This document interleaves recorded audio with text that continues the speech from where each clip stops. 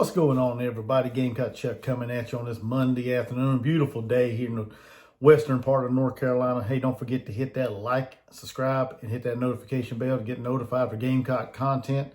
Today, we're going to talk a little bit. We're going to do a little small preview of the 2023 South Carolina schedule. We're going to do a schedule prediction video, probably sometime after the spring game during the summer, as I get a good look at the roster, how it looks at the spring game.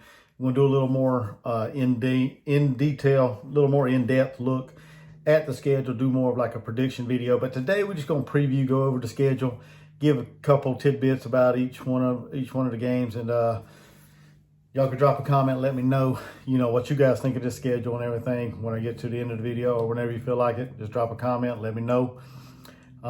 This 2023 schedule for the Gamecocks, in my opinion, it's an interesting schedule.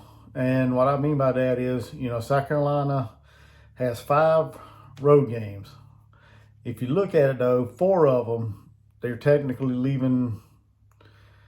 Well, they're leaving the state of South Carolina, all of them. But the opener is right there in Charlotte, right there in Bank of America Stadium, right across the border, from right there on the border of South to North Carolina. So, if you look at, if you want to think of it that way, they're really not leaving the state of South Carolina truly, but 4 times. The game at Bank of America Stadium is, in my opinion, could be almost like a home game. Gamecocks, they travel pretty well. Excited to go to Charlotte. Well, some of them are, some of them aren't. But I'm excited to go check out the Gamecocks. But some Gamecocks don't like going to Bank of America Stadium and playing. They'd rather do a home and home series with North Carolina. And they did, up for a while. And then just recently they started, having what they call a neutral site game at Bank of America Stadium. So, but like I said, we have 4 real true road tests where we actually leave the state of South Carolina and go out, play a road game, true road game. But like I said, I think it's an interesting schedule. 7 home games, 1 neutral site game, and 4, away from home, basically. South Carolina opens the 2023 season, like I just said, at Bank of America Stadium, taking on North Carolina. Now, this is going to be a huge matchup, that pits 2 phenomenal quarterbacks against each other. South Carolina, Spencer Rattler, come back for his last season to play for the Gamecocks. Thought he liked what he saw in Coach Loggins and the staff and the returning players, some of the players that came back. Juice Wells, he likes his top premier receiver there. So, you got him on South Carolina, and on North Carolina side, you got Drake May. Now, last time we played North Carolina, back in the Belk Bowl, or the Duke's Mayonnaise Bowl, sorry. But back when we played them in the Duke's Mayo Bowl, Drake May didn't play. He was just a freshman, so he didn't get to play. I think he may have came in near the end of the game when it was out of reach. I think they let him come in a little bit, but we handled North Carolina then, prior to the Drake May campaign there in North Carolina. But this is going to be a true test for the Gamecocks. It's going to test our defense, our secondary. Like I said, Drake May is a high caliber quarterback, a very good quarterback. Can make throws with his arm. Can get out of the pocket. This guy's an exceptional athlete. It's going to be tough on the Gamecocks, right there in Bank of America Stadium, taking on North Carolina. But excited to see that. Like I said, it's going to be interesting. It's going to be an interesting matchup between two good quarterbacks, really good quarterbacks, coming into the season. After the North Carolina game, we come back home and we take on Furman. Not really a whole lot to say there. It should be a rather easy contest for the Gamecocks. Not looking for, much fight, from Furman in that game. I think South Carolina's going to take care of business, of course. Spencer Rattler, he'll probably play for about a half a game maybe. And then we get to see some of the backup come in, some of the younger talent get on the field and showcase their talent and, take care of that game.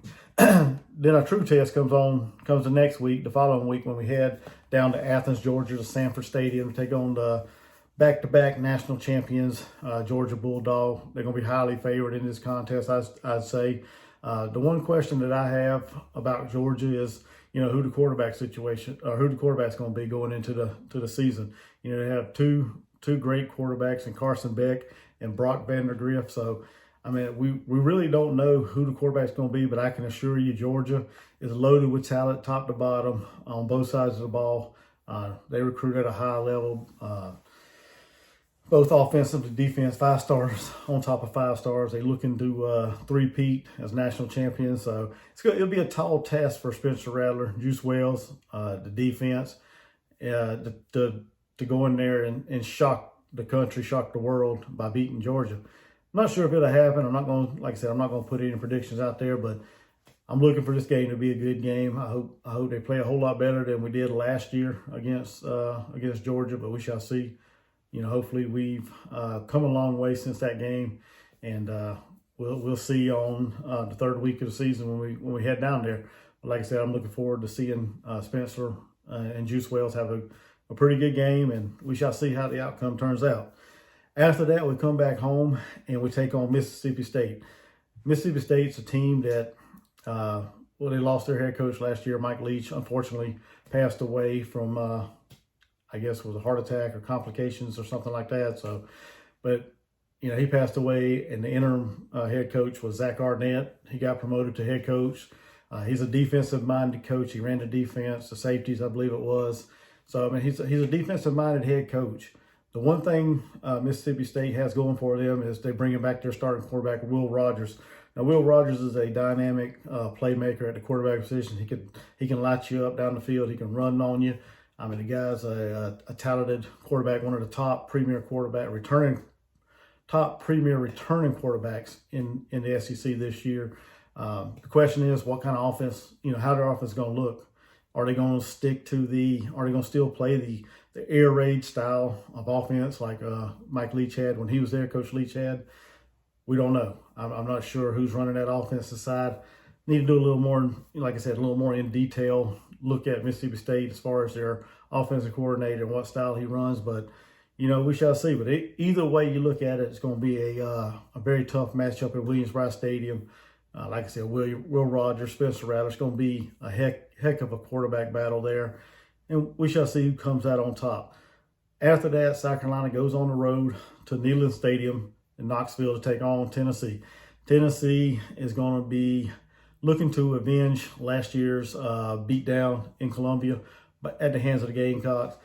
Spencer Rattler, he's going to see if he can replicate what he did last year against them by exposing Tennessee's secondary and their defense and lighting up the scoreboard in Neyland. That's a tall task for the Gamecocks.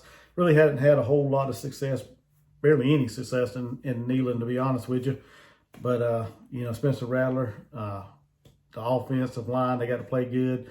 We got to establish a run. And hopefully, like I said, hopefully we can replicate what we did last year, in Williams-Brice Stadium. But, like I said, Tennessee fans, they're hungry. They're chomping at the bits to pay South Carolina back for the beatdown we gave them last year in Williams-Brice Stadium. You got Joe Milton returning as the quarterback. They lost quite a few weapons, but I'm pretty sure Tennessee is going to reload we're going to reload with some more weapons, and we're going to get their best shot at Neyland, and it's going to be a heck of a game.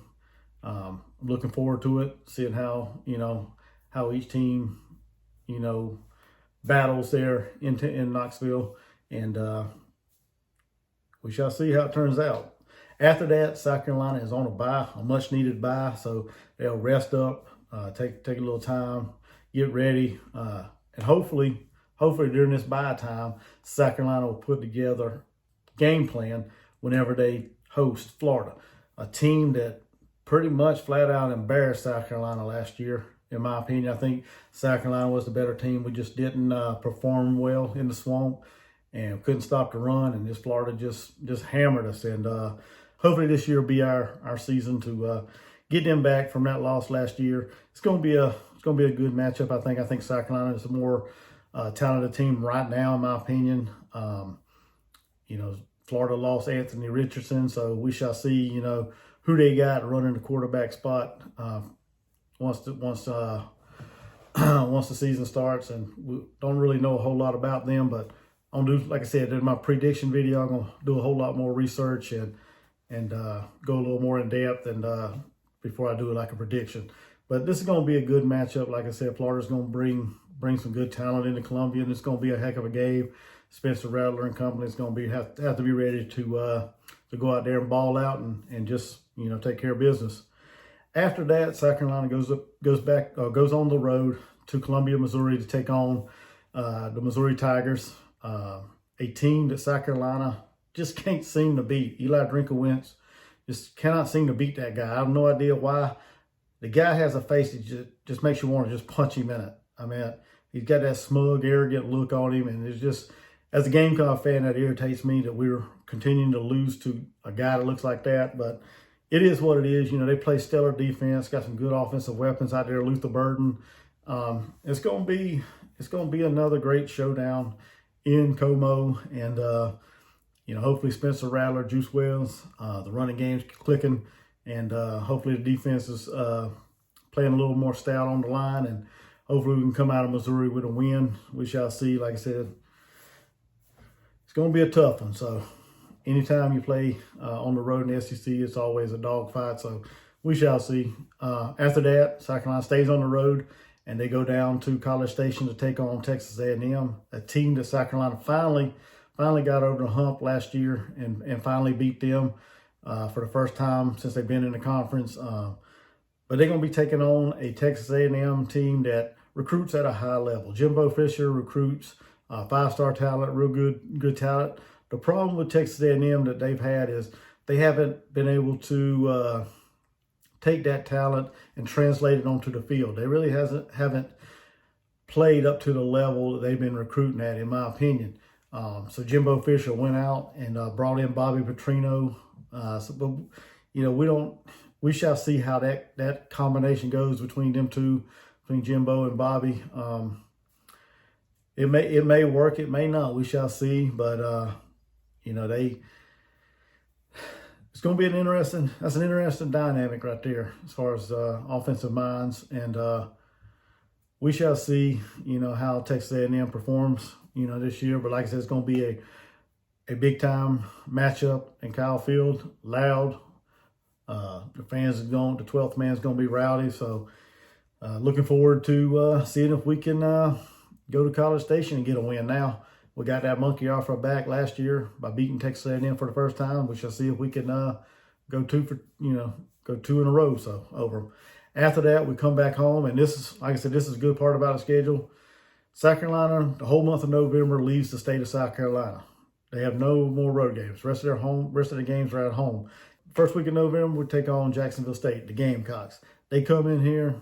Like I said, it ain't a whole lot to say about this game. It should be a matchup. The Spencer Rattler, Juice Wells, and company, they have a big game and take care of business, be able to rest most of the second half, and bring in some of the young talent, get them some experience, get some playing time. Some of the people that don't normally get in and play, get them out there on the field, get their feet wet a little bit. Should be an interesting matchup, or should be a matchup like that where we can do that. Now, in the years past, we've proven that we play down to talent that we should be, knocking off pretty easily. So hopefully we've established our run game by then. We got Spencer Rattler clicking on all cylinders, in rhythm with his receivers and everything, the tight ends and everything. And hopefully by this game, South Carolina's just rolling and take care of business in this one as well. After that, Vanderbilt comes into Columbia. Vanderbilt's a pretty solid team. Or they've been coming up here lately. Clark Lee has done a phenomenal job at Vanderbilt the last couple of years. They got a big time win last year against Florida at home. So, Vanderbilt's going to come in there hungry, trying to break a long, very long losing streak to South Carolina. So they're going to be coming in there hungry, wanting to, try to knock South Carolina off. And like I said, get that monkey off their back. Clark Lee, like I said, he's a great coach. Got these guys playing like their hair's on fire. So I expect nothing than a tough contest from Vanderbilt coming into Columbia. Right now, as I sit here now, I mean, it could change by then, but like I said, when I do my prediction video, when I do some more digging on Vanderbilt, South Carolina, and compare them, I'll be able to tell you a little more about it. After that, Kentucky comes into town. Mark Stoops, he went back to his one of his previous offensive coordinator, and Liam Cohen brought him back to Kentucky, to Lexington. So, Mark Stoops, Liam Cohen, they were good whenever he was here, before he went off to the NFL. So looking forward to another great game from Kentucky. Kentucky brings in quarterback transfer Devin Leary out of North Carolina State. The one knock on Devin Leary is what I've been seeing and hearing and talking to some NC State fans that I know is he's had he's had several injuries since he's been at North Carolina State. Now when he's been healthy, I mean, the kid's outstanding. He's been lighting the scoreboard up. Very good athlete. I mean, he's a great quarterback, an NFL caliber quarterback. The problem is keeping him healthy. And this game being late in the season, will he be healthy? I don't know. If so, it's going to be a tough matchup for Spencer Rattler and Juice Wells and Gamecocks and Coach Beamer and staff. It's going to be a knock them down, drag them out kind of game, in my opinion. But I'm looking forward to that. I know Kentucky's, we broke that streak last year that they had against us, beating us. Mark Stoops, they're going to come in here. They're going to want to, take care of business and take care of South Carolina and just revenge, from last year's loss. So can't blame them. So just hopefully he ain't talking a whole bunch of shit like he did last year about the sunglasses and dancing. If it is, he might get the same thing he got last year. Who knows? After that, in-state rivals, them old taters from up there in Clemson, they come to Columbia. Last year, South Carolina knocked off Clemson 31-30.